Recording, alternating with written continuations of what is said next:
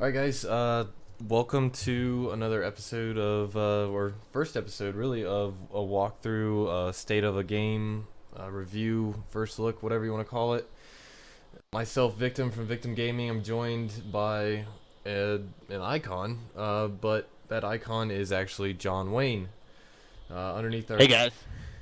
Sorry about that, John. Underneath our pictures are our YouTubes, if you guys want to go check them out. And click follow, subscribe, like, whatever you want to do. But today we're gonna get right into it. Today we're looking at DayZ. Just released. What was it, John? About a week or so ago. Yeah, no, about a week ago. And this is still in alpha stage, as you can see here in the front screen. It has a warning, basically saying, "Hey, you bought this, and it's still in quite a bit of development." So What they really want you to know is that it's full of bugs, and they actually want you to kind of report them for them so they can start working on them. right, so it's kind of a cool thing, but at the same time, I have another video about how I'm not really a big fan of paying to help a developer out. I think that should be a free service kind of thing. But that aside, it is what it is, and we're gonna get into it. So let me go ahead and jump in game. John, I can join you off Steam, right? Yeah, you should be able to join me off Steam. If you look at Steam servers too, you should be able to find servers with friends in it Oh, also. that's right. So right at the top here, you go to play, you see all your servers. You have favorites, you can favorite a server, history, whichever server you've played in, and friends. So I've got, oh, ill server. Those guys are in here. They're on here all the time. And I'm gonna join the one that John's in. So just a little bit intro about me. I am an FPS gamer. I've been gaming for about 10 years or so. A little bit more than that. John, if you want to go into your experience. I am a PS enthusiast too, but also, you know, I've been gaming since I had an NES in my house at 3 years old, so extensive gaming, experience. Didn't go PC until I was about, 15 though, so a good 6 years ago. Alright, so now that I'm loaded up into the game, also, John has extensive experience with DayZ. So that's a good reason why he's here, because this is my first look. I've played for a couple hours to get a feel for it before I did the video, and John's got tons of experience back in DayZ, so he has a good comparison of experience. Yeah, DayZ was another game that came in with a lot of hype, and it kind of rode the hype that the DayZ mod had created. So, I played a ton of that, got that in what you might call a pre-alpha state, but they officially labeled it as a beta. Um, played that extensively, and it ended up having a lot of the same features and bugs that I'm seeing right now with DayZ, even though DayZ's, only a week out. Alright, so this is what the world looks like. It doesn't have a map in it. I wish it did. I wish it just had like an overlay to say, something you can look at, and once you have a compass, you can figure out where you are, kind of. But sorry, go ahead, John. And that's the thing about the maps is, even if you do find a map, you can only really figure out where you are based off of figuring out where certain geographic items in the map are, and it can be extremely difficult at times because a lot of the places, well, they look the same. Yeah, and the town names and whatnot are not in a they're not in English language. I don't know if they're in another language. It looks like they're in Russian. I'm pretty positive they're in Russian or Ukrainian or something. One of those Baltic areas. We probably should have looked that one up. It might have helped. It might have made us look a little better. Alright, so I'm already getting chased by a zombie here. You can outrun them, so that's pretty much what I do. You can also hide from them. The settings and controls in this game are, in my opinion, not very user friendly. Once I get to a safe location away from the zombie, I'll load them up and show them to you guys. Yeah, the control system, they tended not to go away from the Arma 2 controls they had initially set up for the DayZ mod. Seems like they're kind of relying heavily on how they originally set it all up. I mean, even placing a separate stand-up key from your prone and your crouch button. Right, so this is the control menu. Finally got the zombie off my back. You've got an extensive, you've got here, let me show you. So you got all these different menus, and then within each menu, there's a complete button list. So your keyboard is essentially completely used, which to me is not very user friendly. It's not a big UI. The other thing you'll notice is there's no individual buttons for sprinting, no individual buttons for jumping. They have a vault mechanic, and your sprinting can be utilized by double-clicking your forward button.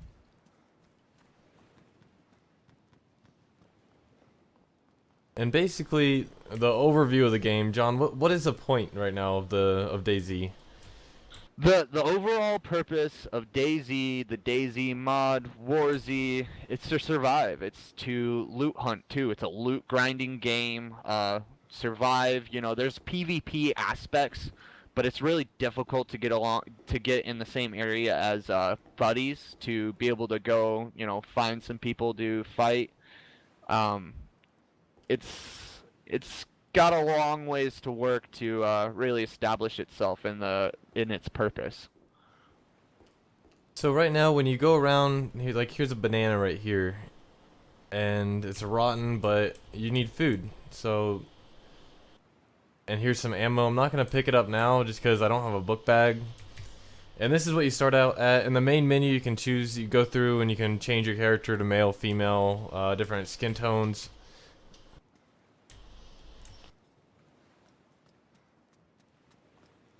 But then once you come in here, you just basically the clothes on your back, and you gotta find everything from axes to crowbars, bats. And that's a big issue right now that I've found is I know a lot of more experienced War Z guys that they just know the map for like the back of their hand. They know where all the good items are and where to go. But for someone like myself, just starting out, I don't know this building from that building or this town from that town.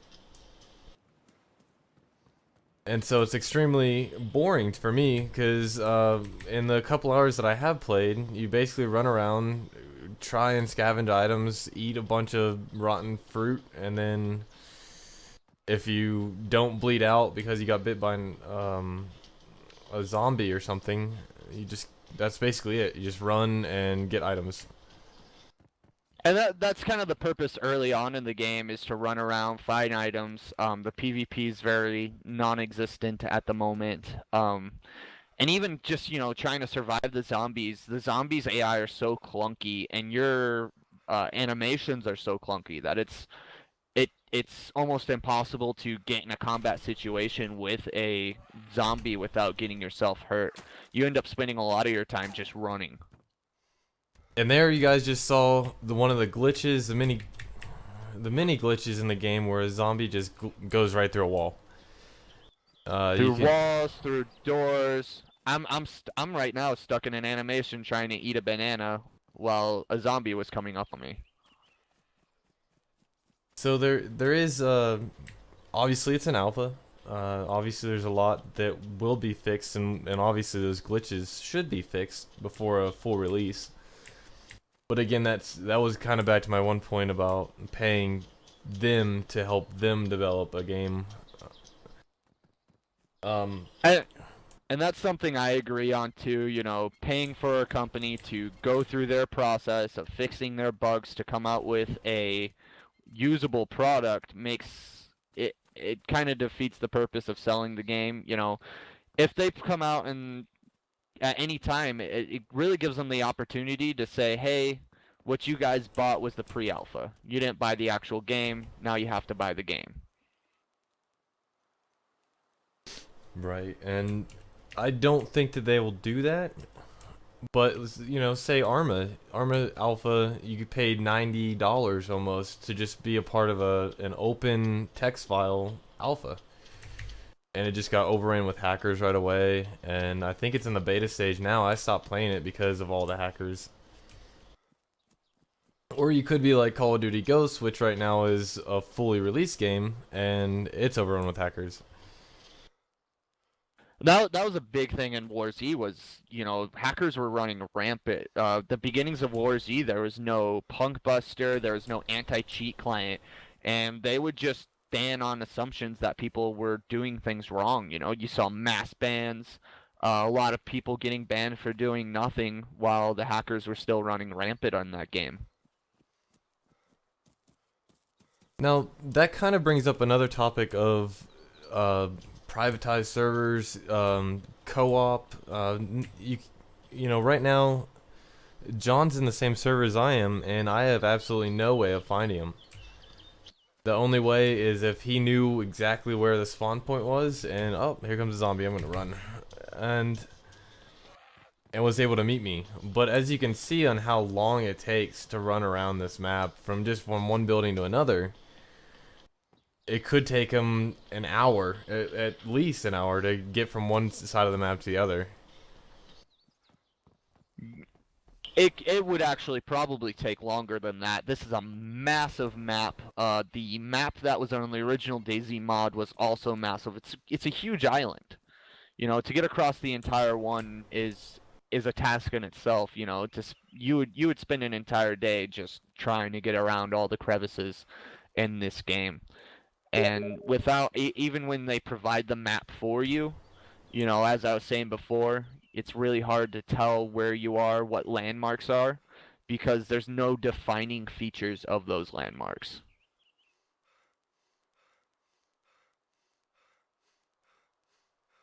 Oh, and this stinks. I found a 70% full canteen, and I can't use it because I don't have any space for it. You always got those depressing moments, and that's an area where the game can shine, is making you make tough choices of what you want in your inventory and what you got to drop. War Z had a global inventory system that I think kind of defeated some of the purpose of the game, where people could run to a safe point and store things away permanently forever, so they could spawn back up with something at any time. Um, you know, I'm hoping that DayZ doesn't run into that area, but playing it with a group that I was playing with, we ended up doing a lot of just loot runs. We'd find loot, store loot, and run back. Yeah, and here's another one of those glitches where there's an item right here above me on a bookcase of some sort, and yet when I push tab, it says nothing's in my vicinity. So hopefully, I'm sure that'll be one of the first things they fix, along with the zombies glitching through walls and whatnot. Zombies glitch through everything, by the way. They glitch through walls. I've shut doors on zombies, and zombies will still end up in the building with me. The other funny thing that I've found is zombies can't go upstairs. They try to walk upstairs and glitch right through the bottom of it. And speaking of stairs, a lot of what I've noticed is doors. If you have a door that's on top of a staircase, I haven't been able to open them. So Oh, here I go. Found a map. It'll show the animation, and the symbols will change, like open and close, but it won't actually allow you into the room. Also, a sound bug right now is everything sounds like a gunshot. So Swing an axe, swing a shovel. Sounds like a gunshot went right by your head. And she doesn't want to run. Oh, they don't run up hills. That's right. I forgot about that. What do you think about potential for the depth of the game, man? Where do you see? Obviously, right now, it's my personal opinion for a first view at the game that there's really no point to it. I know a lot of the older players, the War Z guys, love it. They're obviously they made a whole game out of it, so it has some sort of addictive personality to it. Well, there's always a ton of potential in this game and areas they could go to. For me, what I've always wanted in the game is to, yes, there's no depth, but we could always, fake depth. And we could provide things that would really randomize each player's experience every time they jump on. We add on we add on dynamic weather systems. We add on a crafting system, hunting abilities. You go out and you hunt, elk, or uh, you hunt some pack of wolves is hunting you. Make things a little more random. Make it more than just the players to worry about and the zombies to worry about. On top of that, making a crafting system, making things relevant. You have a gun, but you want a silencer. So what you do is you drink a can of soda. You have a duct tape with you too, and you duct tape the can on your gun. Now you have a silencer for 10 shots. It has some durability on it. We can always portray, fake some depth in the game that would make it a lot of fun. Now, it's my understanding that with the private servers that are coming up, they're going to be able to create missions. Was that something on Warzy? Warzy was trying to implement some type of mission thing, but it looked like it was more of just going to be kind of a bounty thing or pick up some loot for you. Um, Mission-wise, it becomes really difficult because there's no overall arcing story. So you're gonna end up finding a lot of find this loot, find this find this guy and kill him, or clear out this area of zombies is what I'm expecting to come out of it. If they could start mixing things up though and actually implement some friendly AI, have a little shelter with a couple friendly AI, and they have a little bit of a, tiny arcing story within it. Hey, my daughter's trapped here. Could you go get her or help her or, things like that could, increase the amount of depth, replayability in the game, because you're always going to have some type of missions to do for you. But for War Z, they really didn't utilize that mission capability that they had that they're kind of pushing for. Now, along those lines, that brings up an interesting thought to me. I know for me, for me to be interested in a game, I have to have a reason. I have to have a goal, somewhere to go, something to strive for. And even something like that, to where it was set up in sections, where like you start on the southern side of the map. Oh, there's a zombie. So you start up in the southern side of the map, and say there's bridges or gates that you have to go through to get up to the north side of the map where all the best loot is, and it gets better as you go. And along the way, you have to, complete this mission, or you have to get this one item in order to get through this gate. That way, by the time you get to the top, you're able to survive, and you're I don't know. The zombies get tougher. The people that are there have better equipment, save points. To say, okay, if I die at this point, then I'm only gonna go back to that gate with that equipment. I I like the idea of kind of setting up a system somewhat to that, but I would do more of a half measure on that. I wouldn't set up a full leveling system or a full anything like that, because then you'd start to end up like Dead Island. I don't know if anyone played Dead Island, but as you went through each part of the storyline, you leveled up your character. Your character could only use certain weapons if they were a certain level. You had guns that would, be more powerful just because they were a higher level. And it brings away some of the realism. I think if you bring in more realism, make it so people can get lost in What the the realism of the game, that would be better. So I wouldn't go, fully into that, but I would add it to a point where, what, this section of the island, it's going to be a little bit more tougher. You're going to find more zombies. You're going to, the weather conditions are going to be harsher. The loot's going to be harder to find, but the loot will be more rewarding when you find it. Um, you know, changing up the different types of zombies. You'll have walkers, you'll have runners, you'll have mobs. You'll have like, if anyone's watched The Walking Dead, you'll see a walking mass of zombies. Just roamers. They roam in giant groups. Adding in these giant groups into things. Uh, mixing it up and making it more difficult in a certain section of island, but there's no level system, so you can jump into that section at any time you want to. Right, and as you were talking, people were able to see I just got attacked by two zombies that morphed through a door and wall, and then they pushed me through a door, or through a wall, and then they followed me into a garage and did it again. So a little buggy, and then of course now I've got to go around and try and find band-aids somewhere before I bleed out.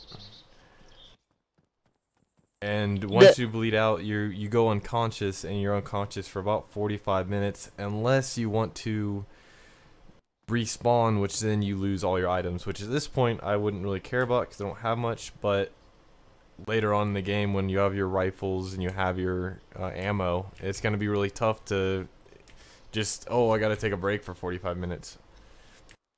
Yeah, and that's always gonna be an issue. I actually found the first time I went unconscious in this game, I found I walked away from it, went and did something else. Watched some Netflix, came back, and you know what? I was still unconscious, and it wasn't gonna revive me at any time or point, so I was forced to respawn. So there's some buggy issues with that, and there's some concept issues with that. DayZ had it set up where you had 5 character profiles, so if one died, yeah, you have to wait an hour, but you can jump on another character profile while you're waiting for that one.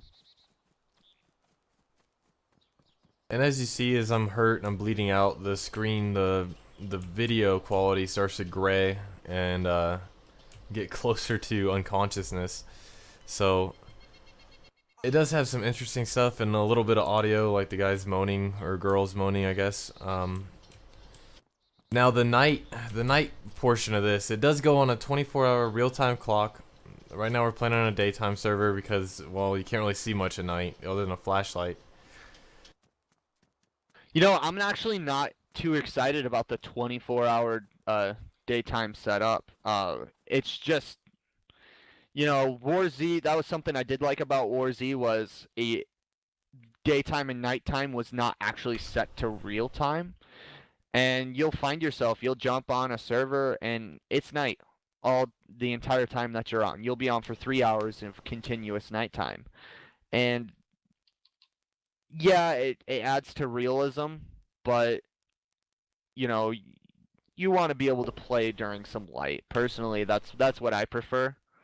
I don't know about other people. That's just a personal opinion on it.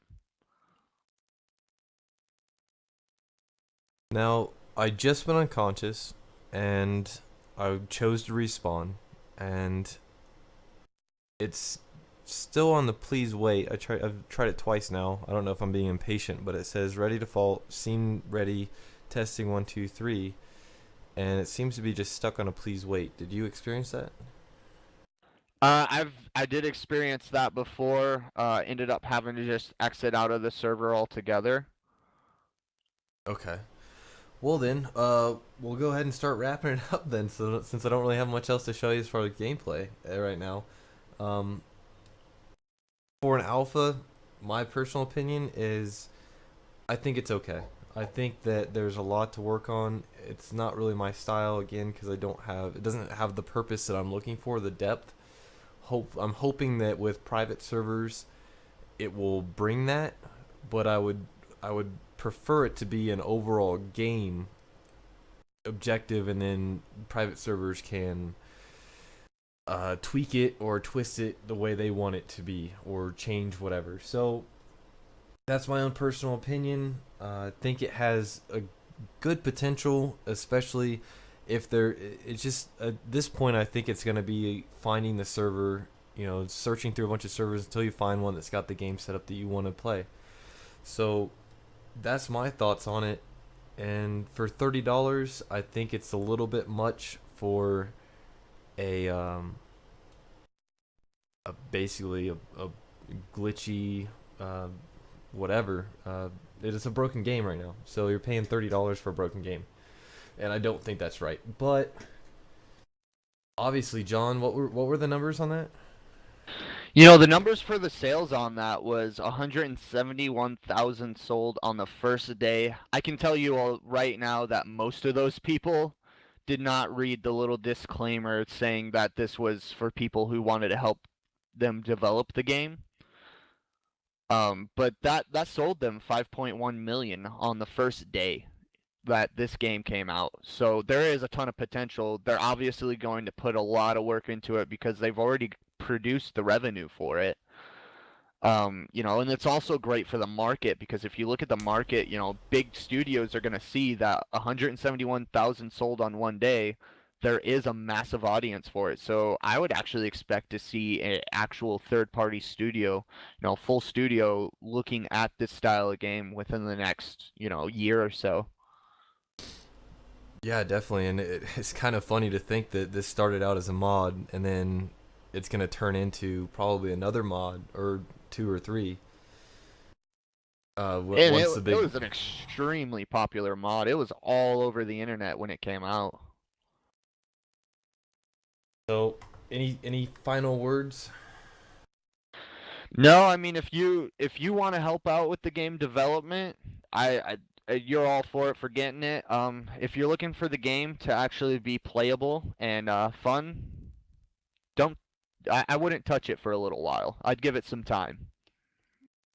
Yeah, definitely. I know I got it the very first day it came out, and like you said earlier, I thought it was a full release. That's what everyone was saying it was. Like, oh, DayZ's standalone's out. You got to get DayZ standalone. So I was thinking, okay, this is a sweet game, and then I didn't read that until I opened up the game and saw that right there on the very front screen of, no, guys, this is this is broken. So deal with it, and I hope that you stick around to play the real game.